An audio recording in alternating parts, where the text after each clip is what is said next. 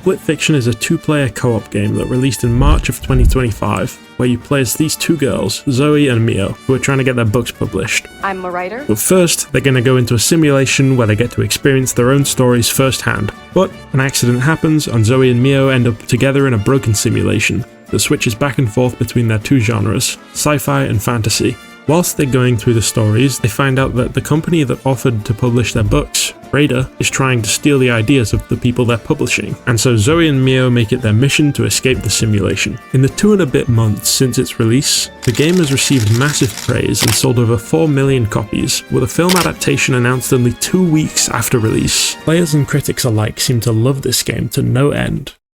But I have a gripe with this game that made it a lot harder for me to enjoy. Something that I just couldn't seem to get over. The characters suck. In most fictional stories, the audience is meant to root for the protagonist.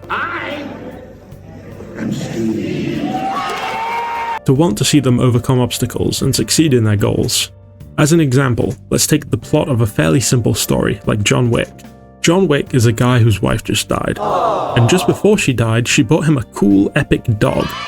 Then, some jackass comes along and kills the dog. The rest of the movie is about John going on a massacre in order to get revenge for his dog. Throughout the movie, there is a natural expectation that we will root for John Wick and his giant killing spree. A large part of the reason that the audience roots for the protagonist is because he's shown at the beginning of the movie to be a loving husband and a caring dog owner. Then, when the dog is killed, we feel for John. When bad things happen to people we like, we want things to go their way. We want them to succeed. Back to Split Fiction. In the opening cutscene, we are introduced to the two main characters. They meet in an elevator, where Zoe tries to start up a conversation with Mio, but Mio quickly shoots her down. But I really don't do small talk. They are introduced to the Machine, which is meant to let them experience their stories in a realistic simulation. After a couple more mildly cringe-inducing moments from Zoe, These days, am I right? Mio says that she wasn't informed about the simulation, and that she was just there to get paid and leave, but she caves into the pressure and agrees to stay. When it comes time to get put into a hamster bubble though, Mio freaks out and leaves her platform. She has a brief shove battle with the owner of the company and falls into Zoe's bubble. From there, the two go through an assortment of their own stories, realizing Radar is trying to steal their ideas and trying to break the machine to escape back into the real world. But there's a problem with this storyline.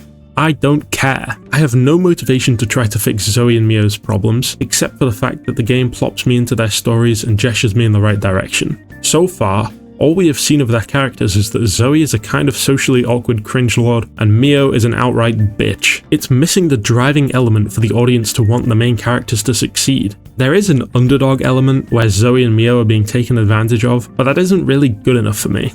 When John Wick is out popping heads, I don't feel bad for the guys he's killing, because when bad things happen to people we like, we want them to succeed. But when bad things happen to people we dislike, we think, haha, get fucked idiot, you deserve it. After the opening cutscene of Split Fiction, I genuinely felt less inclined to help the main characters than I would have if there had been no cutscene at all. As the game continues, there's this bullshit artificial beef between the two, where they even complain about how each other's genres of writing are like worse than the other one. I really don't understand how one can enjoy sci-fi. It's just so depressing. Like I'm a fan of fantasy.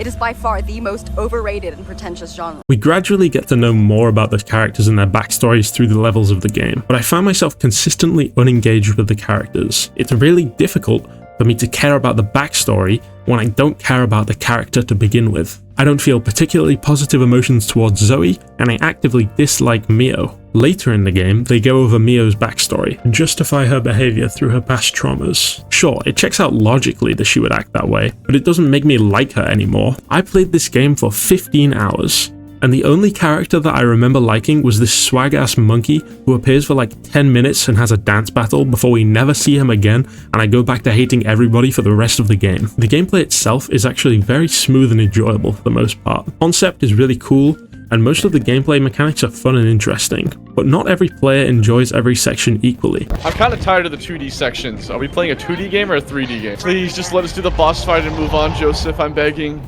Another 10 2D sections. I like Zoe's story a lot more. Hey, can we go back to the nice cavern fantasy?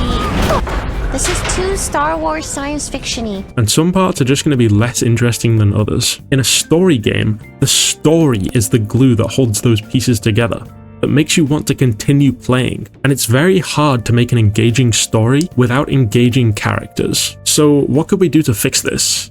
Well, I don't really want to go over the entire game, so let's just go over an example in the opening cutscene, where we could maybe make Mio into a slightly more likable character. For example, in the elevator scene, if instead of having Zoe try to talk to Mio and get immediately shot down, you had Zoe trip on her way into the elevator since we saw her rushing. Then Mio helps her up and asks if she's okay. Already, the audience now has a tiny positive impression of Mio because we can see that she has some modicum of kindness left within her cold, shriveled heart. After that, you could have Zoe try to strike up the same conversation as before, and ideally, Mio would be a bit less blunt about her lack of willingness to talk. You can still make her appear uncomfortable or give her dialogue that suggests she doesn't want to talk, but I really don't do small talk. it just comes off as rude, even if she says, "I don't mean to be rude" beforehand. This way, you can keep the core personality of the character intact, whilst also making the players slightly less averse to helping the main characters. Now, this alone wouldn't have been enough for me to change my opinion, but I think it would be a step in the right direction, and with a few more changes of a similar nature, I think Mio could turn into an almost likable character, at least if they fix the janky ass dialogue. You thinking what I'm Ooh. Yep, eagle mode.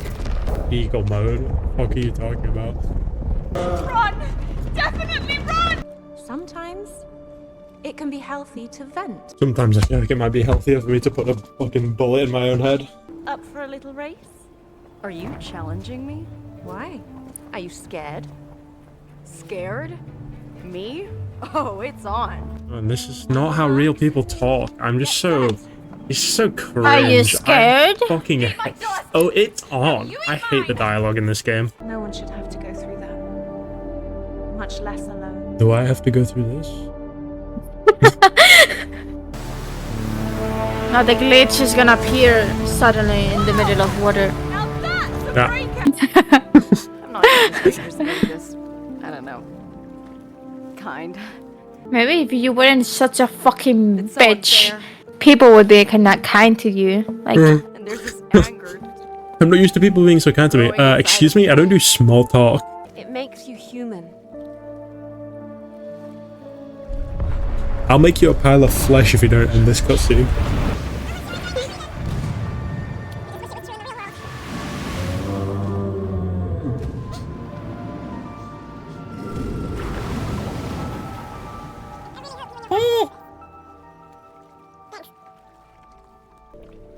You know what, Mio? Oh my fucking god. And for what it's worth, I don't think you're a downer. It's not worth anything. I don't care what you think. oh wow, the glitch appeared in the middle of nowhere. Overall, I still thought it was a really cool game concept. It's some really cool mechanics and good moments. The game was also visually stunning, which was nice to look at. On a separate note, this title music slaps, but I feel like it'd be better suited for a solo player game, of like a guy and his dog exploring a desolate planet. That's weirdly specific, but I just feel like it fits. Anyway, let me know what you think. Thanks for watching.